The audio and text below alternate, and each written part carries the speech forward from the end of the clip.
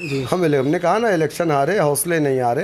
Election ख़त्म हुआ, चुनाव हार गए, रिज़ल्ट हमारे हक में नहीं आया, लेकिन हमें अल्लाह की ज़ात पे उम्मीद है, आज नहीं तो कल इंशाअल्लाह ताला। 22 साल का वक्त लगा था पार्लियामेंट की सीट हैदराबाद की जीतने में, कामयाबी एक दिन में नहीं मिलती है।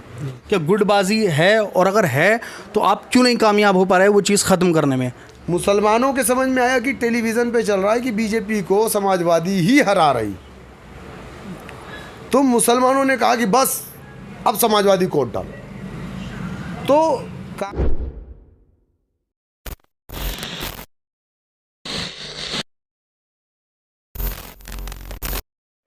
फैज़ान फ़ारूकी नाम है मेरा, और द पब्लिक व्यू देख रहे हैं आप। मेरे साथ मौजूद हैं शौकत अली। ज़्यादा लंबा चौड़ा इंट्रोडक्शन नहीं दूंगा क्योंकि देने की ज़रूरत नहीं है, सब जानते हैं। AIMIM के प्रदेश अध्यक्ष उत्तर प्रदेश के मेरे साथ मौजूद हैं। मेरा इनसे सीधा सा सवाल यही रहेगा, सर, इतनी मेहनत करने के बावजूद भी लगातार ओवैसी साहब ने सभाएं करने के बावजूद, क्योंकि मैंने 2000 विधानसभा का पूरा चुनाव कवर किया था, इसके बावजूद भी आपके हाथ कामयाबी नहीं मिली, सक्सेसफुल नहीं हुए। उसके बाद आपने रिव्यू, जाहिर सी बात है हर आदमी रिव्यू करता है अपने फेलियर पर, आपने रिव्यू किया तो क्या चीज़ निकल के आई, क्या कमियां निकल के आई? देखिए, कमियां तो कुछ भी नहीं रही। कहीं ना कहीं आवाम तक हम अपना मैसेज पूरी तरीके से पहुंचाने में कामयाब नहीं रहे, और कुछ हमारे ऑर्गेनाइजेशन में भी कमी रह गई, उतना स्ट्रांग नहीं था जितना। दूसरी चीज़, इसमें बहुत ही अच्छा खेल जो खेला गया है, जो बीजेपी के ज़रिए से मीडिया ने जो किया, एक प्री प्लान, एक साजिश के तहत, जिस तरीके से वेस्ट बंगाल में TMC वर्सेस बीजेपी किया गया, तो बीजेपी वर्सेस TMC किया गया, तो उसमें 2 नेशनल पार्टी उड़ गई मार्केट से।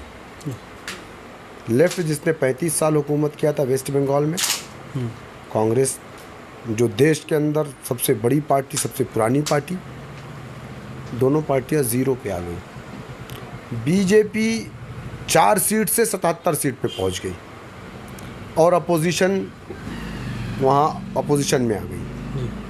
तो बीजेपी ने ट्रायल किया था उसका, और उसके बाद उसी चीज़ को उत्तर प्रदेश में भी उसने आजमाया, और वो उसमें कामयाब रहे। वेस्ट बंगाल में कामयाब हुए, यहाँ भी। यहाँ पर क्योंकि एक महाज पे इंसान अगर लड़ता है तो मजबूती से लड़ लेगा, 4 महाज पे लड़ना हो 4 मजबूत दुश्मन से, तो उसमें दिक्कत आएगी।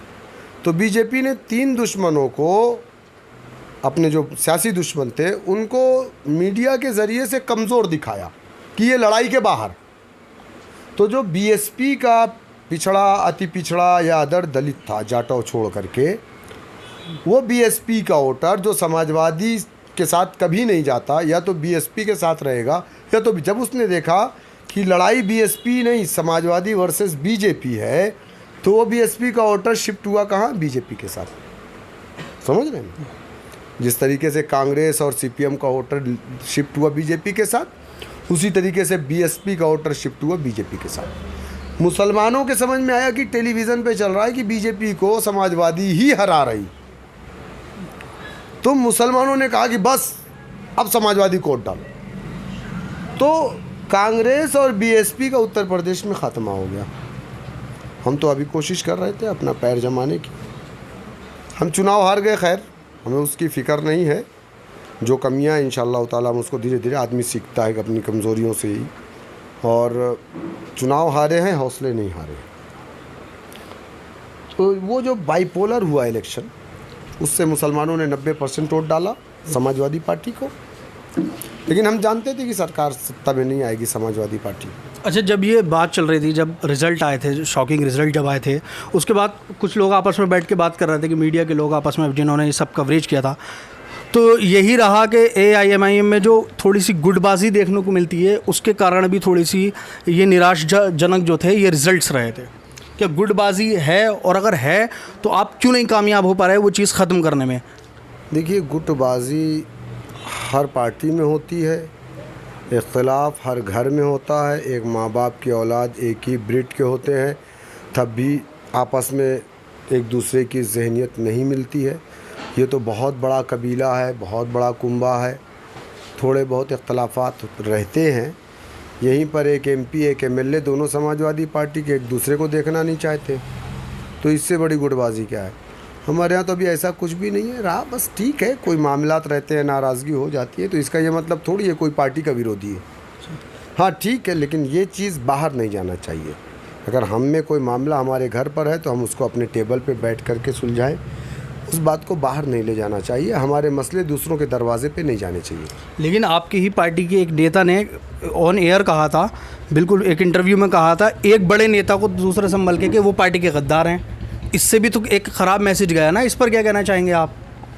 अब मुझे नहीं मालूम आप किस नेता की बात कर रहे हैं, वो मैंने सुना नहीं है, लेकिन अगर किसी ने भी इस तरीके की बात कही है तो उसे थोड़ा सा परहेज़ करना चाहिए इस तरीके की बातें करने के लिए, और बेहतर नहीं है। हम सब एक ही जो है परिवार से हैं, और परिवार में थोड़ा बहुत 19-20 चलते रहता है, उससे कोई बहुत बड़ी इशू नहीं है।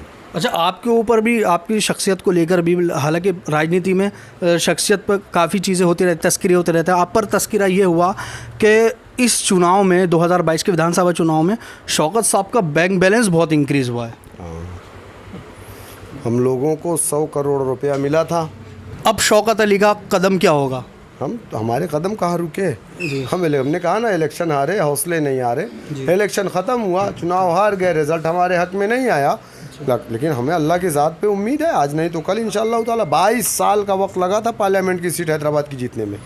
कामयाबी एक दिन में नहीं मिलती है, वक्त लगता है, मेहनत करनी पड़ती है, जिद्दोजहद करनी पड़ती है, कि अल्लाह सुब्हानहू तआला के हाथ में। हम तो तब भी मैदान में थे, आज भी मैदान में। आपने जिस तरह से बताया कि 11 लोग जो हैं आवेदन कर चुके हैं, तो इस आवेदन के बीच आपका झुकाव किसी तरफ है या नहीं? कोई मतलब पार्टी की तरफ। हमारा झुकाव पार्टी की तरफ और हमेशा रहेगा इंशाल्लाह। तो इस बार क्या आपको उम्मीद है कि जो निकाय चुनाव है उसमें AIMIM अच्छा परफॉर्मेंस कर पाएगी? इंशाल्लाह संभल जीतेंगे, संभल इंशाल्लाह। तो ये हमारे साथ मौजूद थे शौकत साहब। इन्होंने दावा किया है कि इस बार संभल जीतेंगे। जिस तरह से दावे होते थे, 2017 में भी दावे हुए, 2022 में भी दावे हुए, लेकिन वो दावे पूरे नहीं हो पाए। लेकिन इस बार जो इन्होंने दावा किया है, निकाय चुनाव में ये देखने वाली बात होगी कि पूरे होते हैं नहीं होते हैं। बहरहाल हमारी वीडियो कैसी लगी? थोड़ी मज़ेदार बहस रही, पसंद ही आएगी आपको वीडियो। हमारी वीडियो आपको कैसी लगी कमेंट सेक्शन में ज़रूर बताइए। द पब्लिक व्यू देखते रहिए। जय हिंद, जय भारत।